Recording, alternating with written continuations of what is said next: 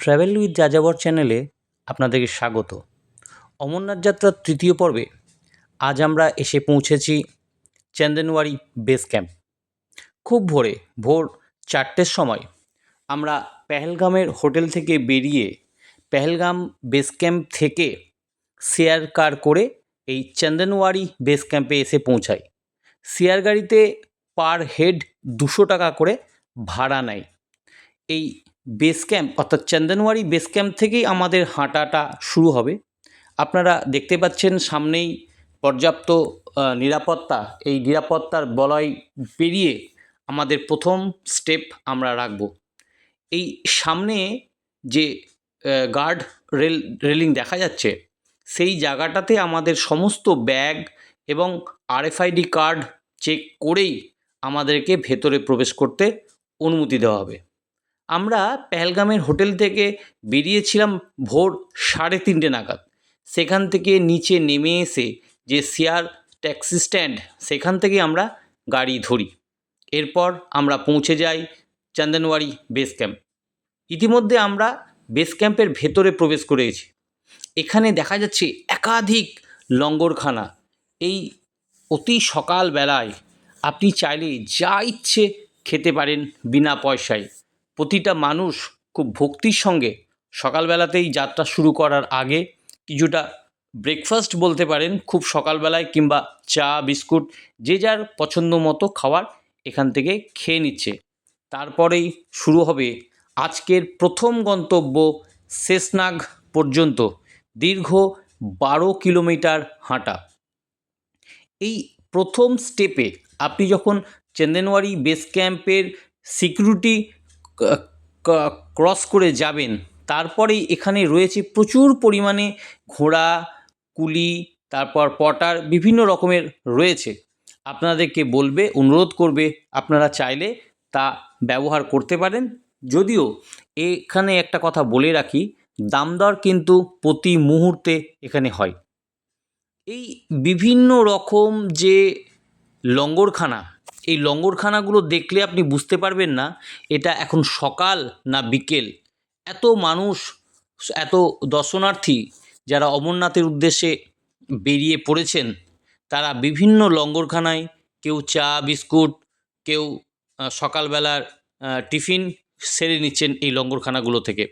এবং লঙ্গরখানাগুলোর মধ্যে যে সমস্ত মানুষ রয়েছে, তারা খুব শ্রদ্ধার সঙ্গে এই দর্শনার্থীদের আপ্যায়ন করছেন এবং তাদেরকে যথাযথ সম্মানের সঙ্গে যে যা চাইছে তাই এখানে পরিবেশন করা হচ্ছে। আমরা আস্তে আস্তে এগিয়ে চলেছি আমাদের গন্তব্যের দিকে। সামনে আমার বন্ধু কৌশিক এবং সুপ্রিয় আগে রয়েছে। এইবার এই যাত্রাপথে একটি খেয়াল জিনিস রাখতে হবে, সেটা হচ্ছে আমাদের আজকের গন্তব্য 12 কিলোমিটার যাত্রাপথ। এই 12 কিলোমিটার যাত্রা কখনো চড়াই কখনো উতরাই, বেশ শক্ত। যেহেতু আমরা লোল্যান্ডে থাকি, তাদের কারোরই সেভাবে এই চড়াই উতরাই হাঁটার খুব একটা অভ্যেস নেই, সেহেতু প্রথম 1 ঘন্টা বেশ ভালোই বেগ পেতে হচ্ছে। থেকে আমাদের ট্রেক স্টার্ট হলো। এবার আমরা আস্তে আস্তে এগিয়ে যাব এই অমরনাথ যাত্রার প্রথম স্টেপ চন্দনওয়ারি, এটাই স্টার্টিং পয়েন্ট। এবার আমরা আস্তে আস্তে এগিয়ে যাব। সকাল 4টের সময় আমাদের যাত্রা স্টার্ট হয়েছে। পেহেলগাঁও থেকে শেয়ার ক্যাব করে আমরা চন্দনওয়ারি এসেছি, প্রায় 12 কিলোমিটার।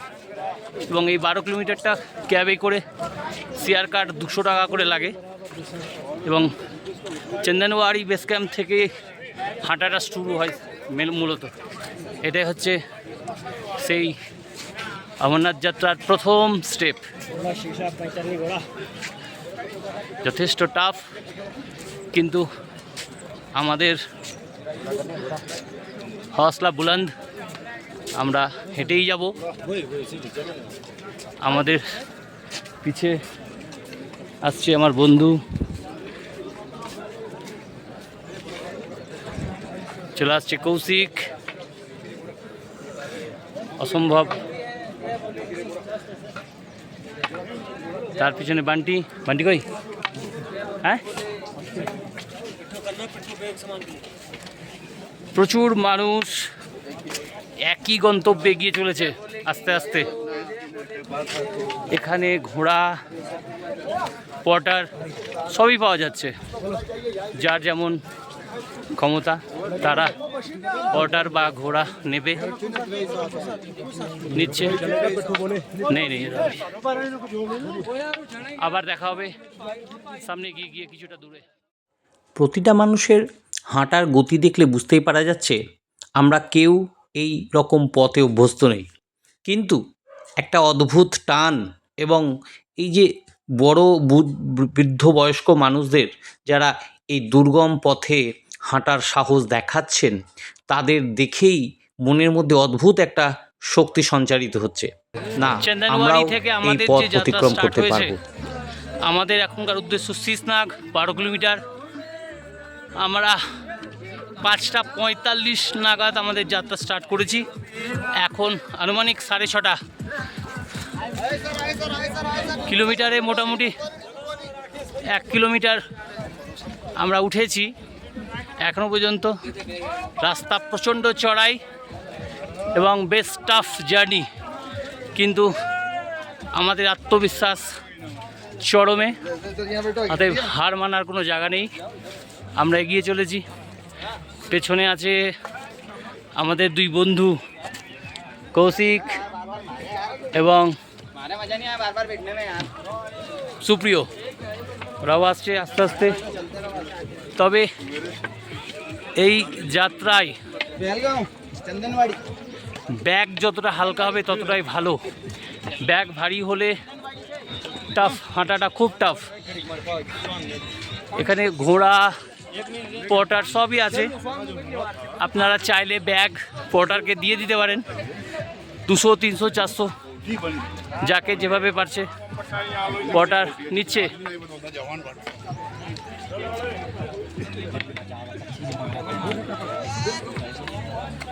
অসাধারণ নৈসর্গিক দৃশ্য দেখতে দেখতে আমরা বিষ্ণু টপের দিকে এগিয়ে চলেছি।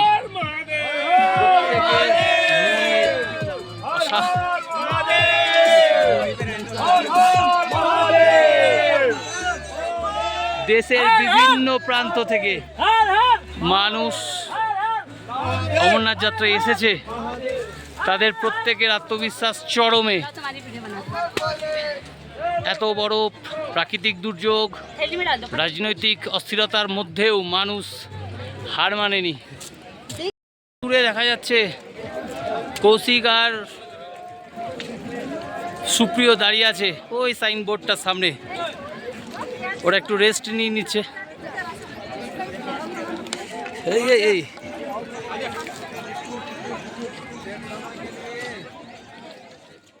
এই দুর্গম পথে মানুষ যুগ যুগ ধরে প্রকৃতির টান এবং আধ্যাত্মিকতার টানে তারা বারবার ছুটে আসছে।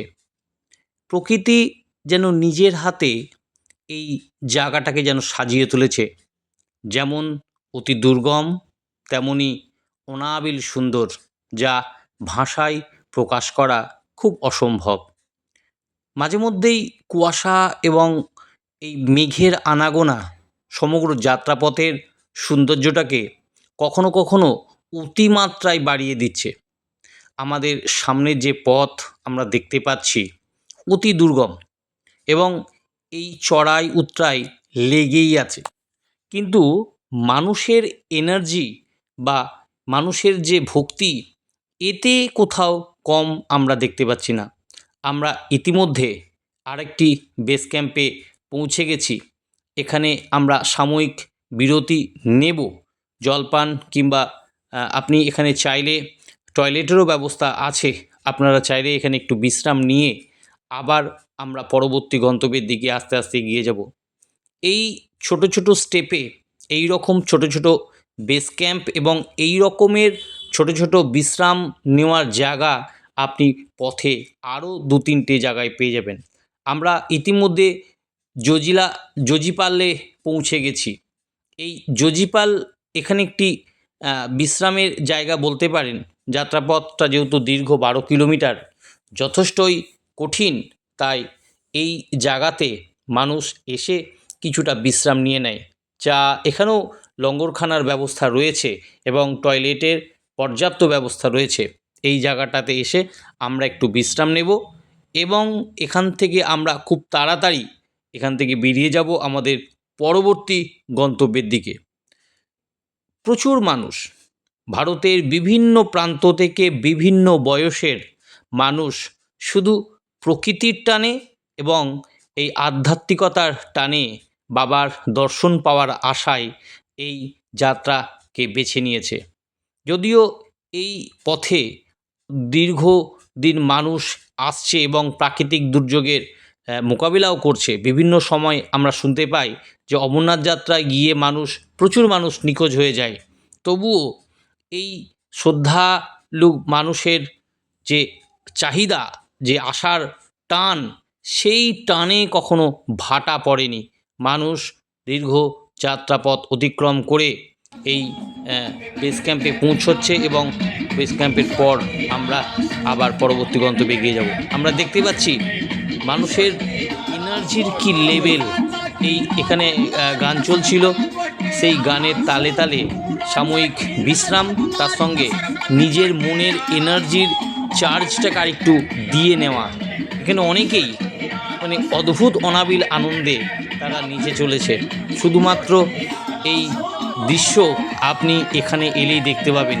এখানে কেউ কারোর পরিচিত নয়, কেউ কাউকে চেনে না, অথচ এক অদ্ভুত মেলবন্ধনে তারা আনন্দ করছে, কিছুটা জিরিয়ে নিচ্ছে, কিছুটা নিজের এনার্জিটাকে আর একটু চার্জ আপ করে নিচ্ছে।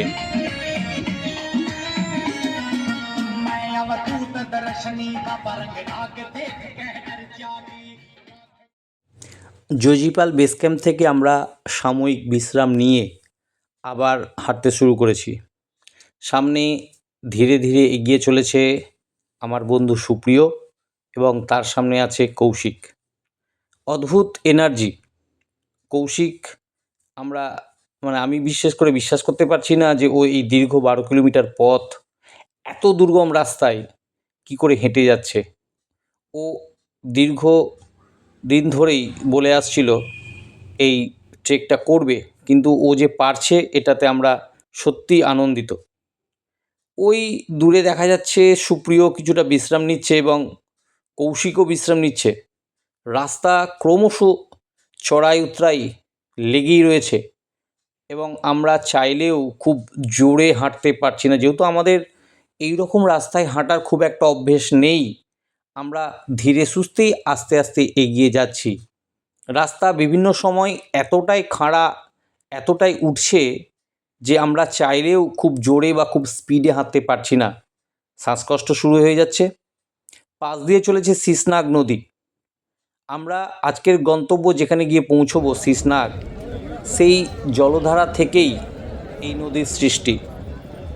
পাহাড়ি ঝর্ণার জলে পুষ্ট এই নদী।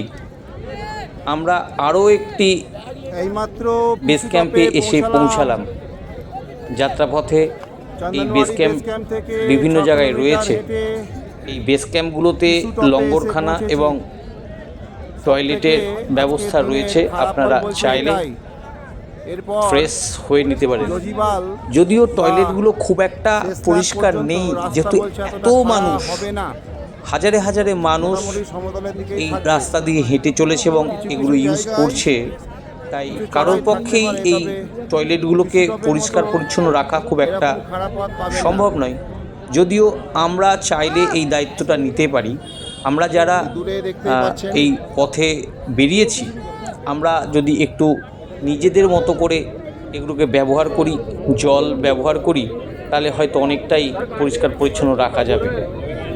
আমরা দেখতে পাচ্ছি সেনাবাহিনীর জওয়ান কীভাবে এই দীর্ঘ যাত্রাপথটাকে নিরাপদ রাখছে। অতন্দ্র প্রহরীর মতো তারা দাঁড়িয়ে রয়েছে। পাহাড়ের বিভিন্ন কোণে হাজার হাজার মানুষের নিরাপত্তা সুনিশ্চিত করার জন্য তারা 24 ঘন্টা এই দায়িত্ব পালন করে চলেছে। তাদের এই নিঃস্বার্থ আত্মত্যাগের জন্যেই অমরনাথ যাত্রা সুষ্ঠুভাবে সফল করা যায়। আমরা দেখেছি বারবার সন্ত্রাসবাদী আক্রমণ নেমে এসেছে এই অমরনাথ যাত্রার উপর। সেই ধারা অব্যাহত রাখতে চাই আমাদের সন্ত্রাসবাদী দল তথা শত্রুপক্ষ। সেই চ্যালেঞ্জকে নিয়েই ভারতীয় সেনাবাহিনী তারা সুনিশ্চিত করেছে এই যাত্রাপথের নিরাপত্তা। তাই আমরা বলতে পারি আপনি নির্দ্বিধায় নিশ্চিন্তে আসতে পারেন অমরনাথ যাত্রায়। আগামী বছর 2026 সালে যে অমরনাথ যাত্রা হবে সেই যাত্রায় আপনি নিশ্চিন্তে নিরাপদভাবেই এই যাত্রায় আপনি আসতে পারেন, কারণ আপনার নিরাপত্তার দায়িত্বে রয়েছে ভারতীয় সেনাবাহিনী। আমরা একে একে আস্তে আস্তে এগিয়ে চলেছি। এই যাত্রাপথে বেশ কয়েকটা লঙ্গরখানা, বেশ কয়েকটা বেস ক্যাম্প অতিক্রম করে আমরা আবার এগিয়ে যাব পরবর্তী গন্তব্যের দিকে। বিভিন্ন মানুষ এখানে বিশ্রাম নিয়ে নিচ্ছে, যেহেতু যাত্রাপথটা যথেষ্টই কঠিন এবং বেশ কষ্টসাধ্য, তাই আপনি চাইলেও খুব হঠকারীভাবে হাঁটতে পারবেন না, আপনাকে মাঝে মধ্যে বিশ্রাম নিতেই হবে। এবং এই যাত্রাপথে বিভিন্ন জায়গায় কোয়ার্টার কিন্তু আপনি ভাড়া করতে পারেন। যদি মনে হয় যে আপনার ব্যাগপত্র নিয়ে হাঁটা খুব কষ্টসাধ্য হয়ে উঠছে, আপনি চাইলে কোয়ার্টার ভাড়া করে নিতে পারেন।